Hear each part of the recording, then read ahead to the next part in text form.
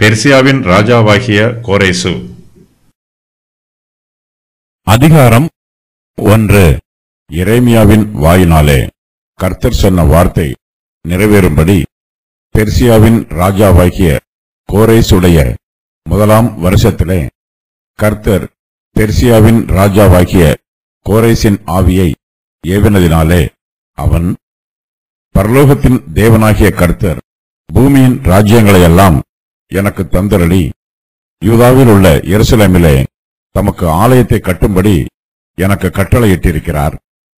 அவருடைய ஜனங்கள் எல்லாரிலும் எவன் உங்களுக்குள் இருக்கிறானோ அவனோட அவனுடைய தேவன் இருப்பாராக. அவன் யூதாவில் உள்ள எருசலேமுக்கு போய் இஸ்ரவேலின் தேவனாகிய கர்த்தருடைய ஆலயத்தை கட்டக்கடவன். எருசலேமிலே வாசம் பண்ணுகிற தேவனே தேவன். அந்த ஜனங்களில் மீதியாய் இருக்கிறவன் எவ்விடத்தில் தங்கியிருக்கிறானோ அவ்விடத்து ஜனங்கள் எருசலேமில் உள்ள தேவனுடைய ஆலயத்துக்கென்று அவனிடத்தில் உற்சாகமாய் காணிக்கை கொடுத்து அனுப்புகிறது வன்றி அவனுக்கு பொன் வெள்ளி முதலிய திரவியங்களையும் மிருக ஜீவன்களையும் கொடுத்து உதவி செய்ய வேண்டும் என்று பெர்சியாவின் ராஜாவாகிய கோரேஸ் அறிவிக்கிறார் என்று தன் ராஜ்யமெங்கும் எழுதி அனுப்பி விளம்பரம் பண்ணுவித்தான். யூதாவின் மனுஷரும் எருசலேமின் கொடிகளும் பாபிலோன் தேசத்து சிறையிருப்பிலே இருக்கிறார்கள். கல்தையர்கள் யூதர்களை வெறுக்கிறார்கள். ஆனாலும் யூதர்களால் கல்தையருக்கு விரோதமாக ஒன்றும் செய்ய முடியவில்லை. பாபிலோன் தேசத்திலே கர்த்தருடைய ஆலயமும் இல்லை, கர்த்தருக்கு பலி செலுத்த அங்கே பலிபீடமும் இல்லை. பாபிலோன் தேசத்து சிறையிருப்பில் இருக்கிற யூதர்கள் கர்த்தரை துதித்து சங்கீதங்களை பாடும்போது அவர்களுடைய சத்துருக்கள் அவர்களை பரியாசம் பண்ணுகிறார்கள். ஆனாலும் யூதர்கள் அந்நிய தேசத்திலே இருக்கும்போது கர்த்தர் அவர்கள் மத்தியிலே தம்முடைய தீர்க்கதரிசிகளை எழுப்பி தம்முடைய ஆறுதலான வார்த்தைகளை அவர்களுக்கு சொல்லுகிறார். பாபிலோன் தேசத்து சிறையிருப்பில் இருக்கிற யூதர்களில் சிலர் பாபிலோன் தேசத்தையே தங்களுக்கு சொந்த தேசமாக்கிக் கொள்கிறார்கள். ஆனாலும் சிறையிருப்பில் இருக்கிற யூதர்களில் அநேகர் தங்கள் சொந்த தேசத்திற்கு திரும்பி போக வேண்டும் என்று விரும்புகிறார்கள். அப்படிப்பட்ட யூதர்கள் பாபிலோன் தேசத்து சிறையிருப்பில் இருந்து விடுதலையாக போகும் நாளை விசுவாசத்தோடும் ஆவலோடும் எதிர்பார்த்து காத்துக் கொண்டிருக்கிறார்கள். பாபிலோன் தேசம் விக்கிரக ஆராதனை மிகுந்த தேசம். யூதர்கள் பாபிலோன் தேசத்து சிறையிருப்பில் இருந்தாலும் அவர்கள் பாபிலோனியரின் விக்கிரக ஆராதனையில் பங்கு பெறவில்லை. யூதர்கள் பாபிலோன் தேசத்தாரிடமிருந்து வேறு பிரிந்து ஜீவிக்கிறார்கள். யூதர்கள் சிறையிருப்பில் இருந்தாலும் கர்த்தருடைய வார்த்தைகளை ஆர்வமாய் தியானிக்கிறார்கள். கர்த்தர் இஸ்ரவேல் புத்திரருக்கு கானான் தேசத்தை சுதந்திரமாக கொடுத்திருக்கிறார். கானான் தேசம் பாலும் தேனும் ஓடுகிற செழிப்பான தேசம். ஆனால் இஸ்ரவேல் புத்திரரோ கர்த்தருடைய வார்த்தைக்கு கீழ்ப்படியாமல் அவரை விட்டு விலகி போகிறார்கள். கர்த்தர் அவர்களை அந்நிய தேசத்தாரின் கையிலே ஒப்புக் கொடுக்கிறார். பாபிலோன் ராஜாவாகிய நேபுகாத் நேச்சார் தன்னுடைய முதலாம் வருஷ ராஜ்யபாரத்தின் போது யூதா தேசத்தாரில் அநேகரை தன்னுடைய தேசத்திற்கு சிறைப்பிடித்து கொண்டு போனான்.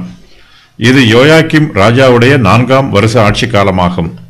நேபுகாத் நேச்சார் பாபிலோன் தேசத்தில் 45 வருஷங்கள் ஆட்சி செய்தான். அவனுடைய குமாரன் ஏபில் மொரதாக் பாபிலோன் தேசத்தை 23 வருஷங்கள் ஆட்சி செய்தான். நேபுகாத் நேச்சாரின் பேரனான பெல்ஷாத்சார் பாபிலோனை 3 வருஷங்கள் ஆட்சி செய்தான். இவர்கள் 3 பேரும் சேர்ந்து பாபிலோனை ஆட்சி செய்த மொத்த காலம் 70 வருஷங்களாகும். உலகத்தை வனாந்தரமாக்கி அது நகரங்களை அழித்து சிறைப்பட்டவர்களை தங்கள் வீடுகளுக்கு போக விடாமல் இருந்தவன் என்பார்கள். ஏசாயா 14:17. நேபுகாத் நேச்சார் பாபிலோன் தேசத்தில் சிறை வைக்கப்பட்டிருக்கிற யூதர்களுக்கு இரக்கம் காண்பிக்கவில்லை. அவர்களை விடுதலை பண்ண வேண்டும் என்னும் எண்ணம் அவனுடைய மனதில் ஏற்படவில்லை. நேபுகாத் நேச்சார் சிறுமையானவர்களுக்கு இரக்கம் காண்பிக்கவில்லை. ஆகையால், ராஜாவே, நான் சொல்லும் ஆலோசனையை நீர் அங்கீகரித்துக் கொண்டு நீதியை செய்து உமது பாவங்களையும் சிறுமையானவர்களுக்கு இறங்கி உமது அக்கிரமங்களையும் அகற்றிவிடும். அப்பொழுது உம்முடைய வாழ்வு நீடித்திருக்கலாம் என்றான். தானியேல் 4:27. தானியேல் நேபுகாத் நேச்சாருக்கு கர்த்தருடைய எச்சரிப்பின் வார்த்தைகளை சொன்ன போதிலும் அவன் சிறுமையானவர்களுக்கு இறங்கவில்லை. அவன் சிறைப்பிடிக்கப்பட்ட யூதர்களை கொடுமைப்படுத்தி தன்னுடைய அக்கிரமத்தின் அளவை அதிகரிக்கச் செய்கிறான். பாபிலோனின் பாவம் அதிகரிக்கிறது. கர்த்தர் பாபிலோன் தேசத்திற்கு விரோதமாக வருவதற்கு பெர்சியர்களுக்கு அனுமதி கொடுக்கிறார். மேதியனாகிய தரியுவும் பெர்சியனாகிய கோரேசும் பாபிலோன் தேசத்திற்கு விரோதமாக யுத்தம் பண்ணுகிறார்கள். அவர்கள் பாபிலோன் தேசத்தை பெர்சிய தேசத்தோடு இணைத்துக் கொள்கிறார்கள். இந்த சம்பவம் தானியேல் 5ஆம் அதிகாரத்தில் சொல்லப்பட்டிருக்கிறது. தரியு வயது முதிர்ந்தவன். அவன் பெர்சியா தேசத்தை ராஜ்யபாரம் பண்ணும் பொறுப்பை கோரேசுவினிடத்தில் ஒப்புக் கொடுக்கிறான். கர்த்தர் கோரேசின் ஆவியை ஏவுகிறார். கோரேசு பாபிலோன் தேசத்தில் சிறைப்பிடிக்கப்பட்டிருக்கிற யூதர்களை விடுதலை பண்ணுகிறான். கோரேசு ஏசாயாவின் தீர்க்க தரிசனத்திற்கு மதிப்பு கொடுக்கிறான். கோரேசை குறித்து, அவன் என் மேய்ப்பன், அவன் எருசலேமை நோக்கி நீ கட்டப்படு என்றும் தேவாலயத்தை நோக்கி நீ அஸ்திவாரப்படு என்றும் சொல்லி எனக்கு பிரியமானதையெல்லாம் நிறைவேற்றுவான் என்று சொல்லுகிறவர் நான். ஏசாயா 44:28.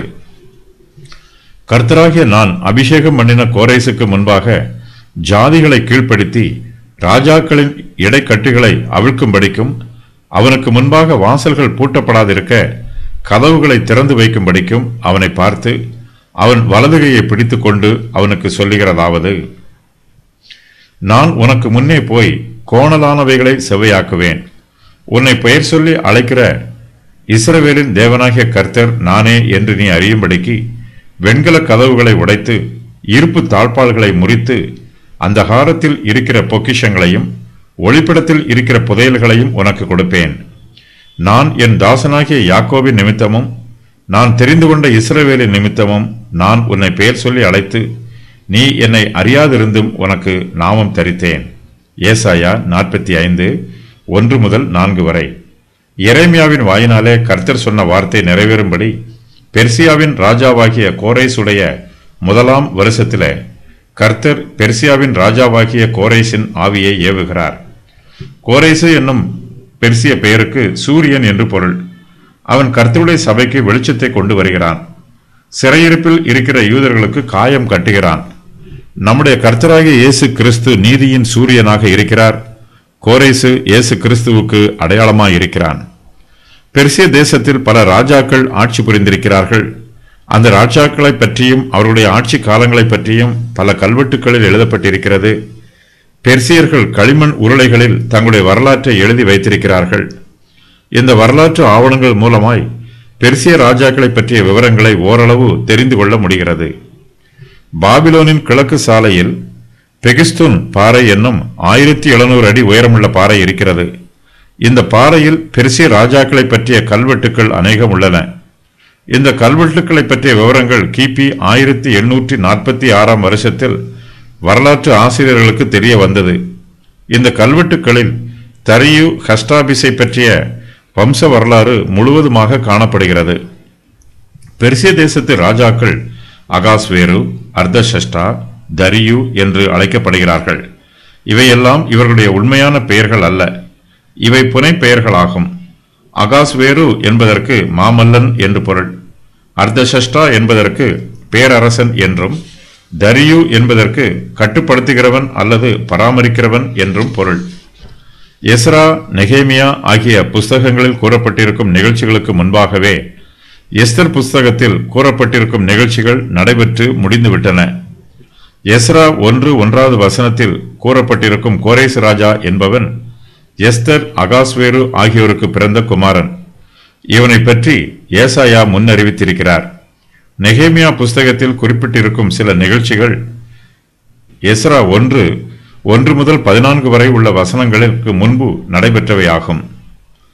எஸ்தர் 1:1 வசனத்தில் கூறப்பட்டிருக்கும் அகாஸ்வேரு ராஜாவும் தானியேல் 5:31 வசனத்தில் கூறப்பட்டிருக்கும் மேதியனாகிய தரியு ராஜாவும் ஒரே நபர் ஆவார்.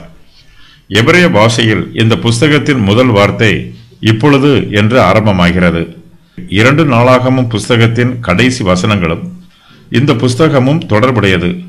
கோரேசு ராஜாவின் ஆணை 2 நாளாகமத்திலும் மேலும் எஸ்ரா 1-4 வரை உள்ள வசனங்களிலும் காணப்படுகிறது. கோரேசுடைய 1ஆம் வருஷம் என்பது கிமு 538ஆம் வருஷமாகும். கோரேசு இஸ்ரவேலின் தேவனாகிய கர்த்தரை அறியாதவன். கர்த்தரை எவ்வாறு ஆராதிக்க வேண்டும் என்பதும் அவனுக்கு தெரியாது. ஆனாலும் கர்த்தர் கோரேசை அறிந்திருக்கிறார். கர்த்தர் தம்முடைய திட்டத்தை கோரேசு மூலமாக நிறைவேற்றுகிறார். வெண்கல கதவுகளை உடைத்து இருப்பு தாழ்பால்களை முறித்து அந்த காலத்தில் இருக்கிற பொக்கிஷங்களையும் ஒளிப்பிடத்தில் இருக்கிற புதையல்களையும் உனக்கு கொடுப்பேன். நான் என் தாசனாகிய யாக்கோபின் நிமித்தமும் நான் தெரிந்து கொண்ட இஸ்ரவேலின் நிமித்தமும் நான் உன்னை பெயர் சொல்லி அழைத்து நீ என்னை அறியாதிருந்தும் உனக்கு நாமம் தரித்தேன் என்று கர்த்தர் கோரேசை பற்றி சொல்லுகிறார். ஏசாயா 45:4. இஸ்ரவேலின் தேவனாகிய கர்த்தர் சர்வலோகத்திற்கும் அதிபதியாக இருக்கிறார். அவரே சர்வலோகத்தையும் தம்முடைய தெய்வீக சித்தத்தின் பிரகாரமாக ஆளுகை செய்கிறார். கர்த்தர் மனுஷருடைய ஆவியை ஏவுகிறார். மனுஷர்கள் செய்யும் நற்காரியங்கள் எல்லாம் கர்த்தர் அவர்களுடைய ஆவியை ஏவுவதனால் நடைபெறுகிறது. கர்த்தரே அவருடைய மனதில் நல்ல சிந்தனைகளை வைக்கிறார். கர்த்தர் மனுஷருக்கு நீதியை பற்றிய தாகத்தை கொடுக்கிறார். அவர்கள் நன்மையும் தீமையையும் வித்தியாசம் காண்பதற்காக கர்த்தர் அவர்களுக்கு ஞானத்தையும் புத்தியையும் தெளிந்த சிந்தனையையும் கொடுக்கிறார். கர்த்தர் தம்முடைய சித்தத்தின் பிரகாரமாக மனுஷரை இயக்குகிறார். கர்த்தர் பெர்சியாவின் ராஜாவாகிய கோரேசின் ஆவியை ஏவின சம்பவம் எரேமியாவின் வாயினாலே கர்த்தர் சொன்ன வார்த்தையோடு தொடர்புபடுத்தி சொல்லப்பட்டிருக்கிறது.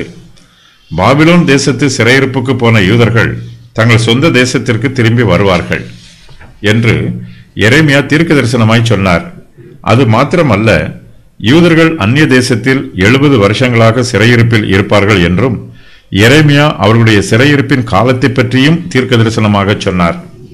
பெர்சியாவின் ராஜாவாகிய கோரேசு சிறையிருப்பில் இருக்கிற யூதர்களை விடுதலை பண்ணியது கர்த்தர் எரேமியாவின் வாயினாலே ஏற்கனவே சொன்ன வார்த்தையின் நிறைவேற்றமாக இருக்கிறது. கர்த்தர் தம்முடைய ஊழியக்காரரின் வார்த்தையை நிலைப்படுத்துகிறார். நான் என் ஊழியக்காரரின் வார்த்தையை நிலைப்படுத்தி என் ஸ்தானாபதிகளின் ஆலோசனையை நிறைவேற்றி குடியேறுவாய் என்று எருசலேமுக்கும் கட்டப்படுவீர்கள் என்று யூதாவின் பட்டணங்களுக்கும் சொல்லி அவைகளின் பாழான ஸ்தலங்களை எடுப்பிப்பவர். ஏசாயா 44:26. எரேமியா உயிரோடு இருந்த காலத்தில் யூதாவின் மனுஷரும் எருசலேமின் குடிகளும் அவரை வெறுத்தார்கள். அவருடைய வார்த்தைகளுக்கு செவி கொடுக்கவில்லை. அவர்கள் எரேமியாவை நிந்தித்தார்கள். கர்த்தரோ எரேமியாவின் வார்த்தைகளை நிலைப்படுத்துகிறார். யூதாவின் மனுஷர் எரேமியாவின் வார்த்தைக்கு செவி கொடுக்காவிட்டாலும் 70 வருஷங்களுக்கு பின்பு பெர்சியா தேசத்திற்கு ராஜாவாக இருக்கிற கோரேசு எரேமியாவின் வார்த்தைக்கு கீழ்ப்படுகிறான். கர்த்தருடைய வார்த்தை ஒருபோதும் வீணாய் போவதில்லை.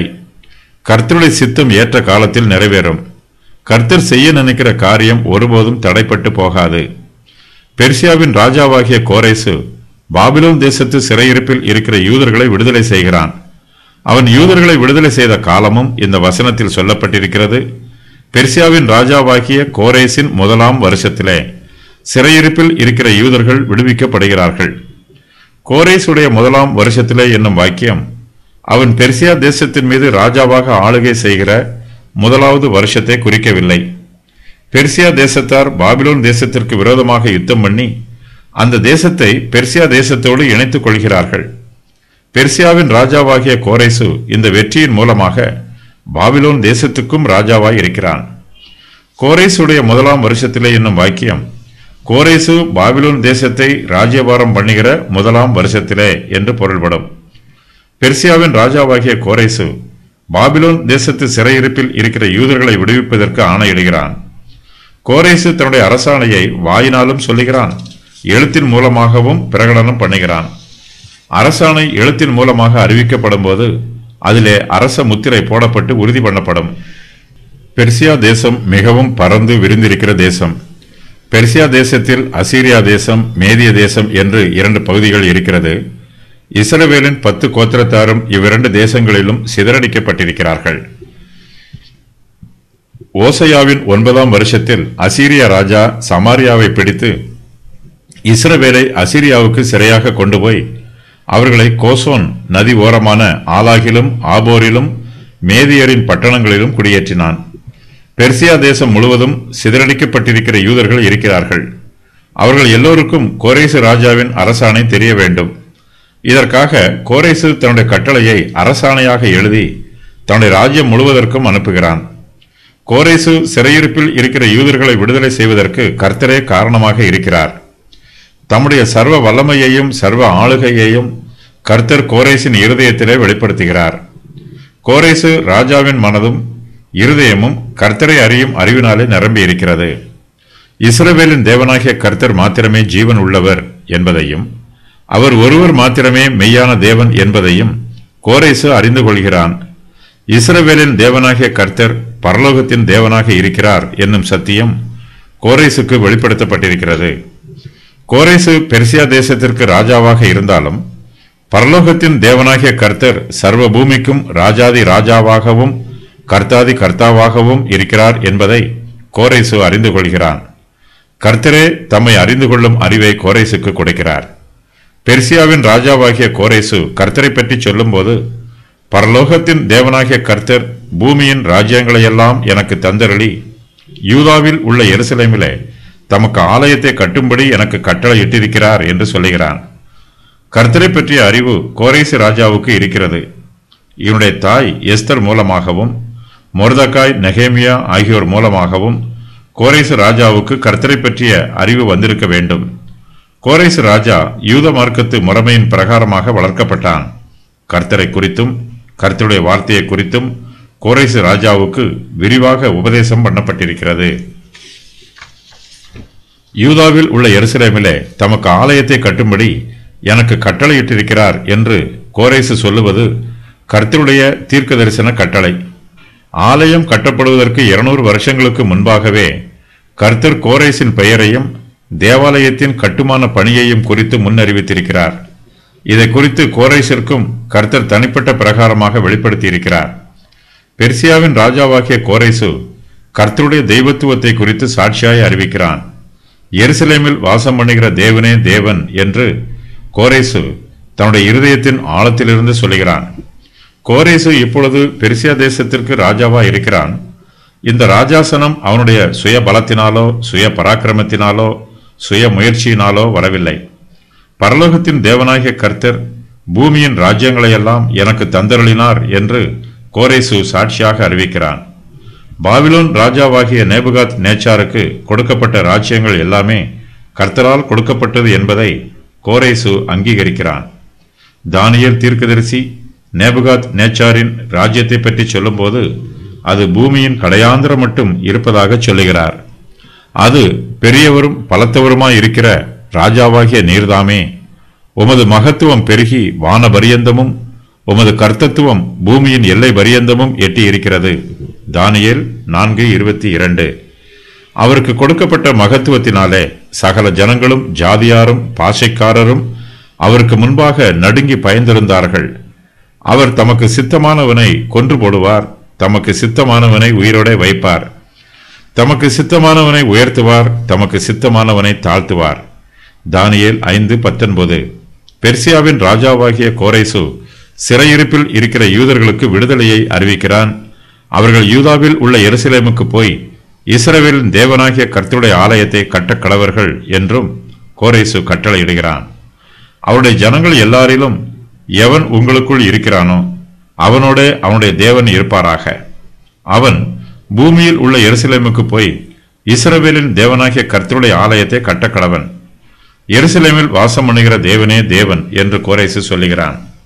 சிறையிருப்பில் இருக்கிற யூதர்களில் சிலரால் எருசலேமுக்கு திரும்பி போக முடியவில்லை. ஒருவேளை அவர்கள் அந்நிய தேசத்திலே தரித்திரராக இருப்பதினால் எருசலேமுக்கு போக அவர்களுக்கு வசதிகளும் வாய்ப்புகளும் இல்லாமல் இருக்கலாம். சிறையிருப்பில் இருக்கிற யூதர்களில் சிலர் வசதி மிகுந்தவர்களாய் இருக்கிறார்கள். அவர்கள் அந்நிய தேசத்திலேயே தங்களுக்கு வீடு வாசல்களை கட்டி தோட்டம் துறவுகளை ஏற்படுத்தி அங்கேயே தங்கி விடுகிறார்கள். எருசலேமுக்கு போகாமல் தன்னுடைய தேசத்திலேயே தங்கி இருக்கிறவர்கள் எருசலேமில் உள்ள தேவனுடைய ஆலயத்திற்கு தங்கள் காணிக்கைகளை உற்சாகமாக கொடுத்து அனுப்ப வேண்டும் என்றும் கோரேசு ஆணையிடுகிறான். அந்த ஜனங்களில் மீதியாய் இருக்கிறவன் எவ்விடத்தில் தங்கி இருக்கிறானோ அவ்விடத்து ஜனங்கள் எருசலேமில் உள்ள தேவனுடைய ஆலயத்துக்கென்று அவனிடத்தில் உற்சாகமாய் காணிக்கை கொடுத்து அனுப்புகிறதுமன்றி அவனுக்கு பொன் வெள்ளி முதலிய திரவியங்களையும் மிருக ஜீவன்களையும் கொடுத்து உதவி செய்ய வேண்டும் என்று பெர்சியாவின் ராஜாவாகிய கோரேஸ் அறிவிக்கிறார் என்று தன் ராஜ்யமெங்கும் எழுதி அனுப்பி விளம்பரம் பண்ணுவித்தான். தேவன் அவர்களோடு இருப்பாராக என்று கோரேசு தங்கள் தேசத்திற்கு திரும்பி போகிற யூதர்களை வாழ்த்துகிறான். அது மாத்திரமல்ல, அவர்கள் தங்கள் தேசத்திற்கு திரும்பி போக அவர்களுக்கு தேவையான உதவிகளும் செய்கிறான்.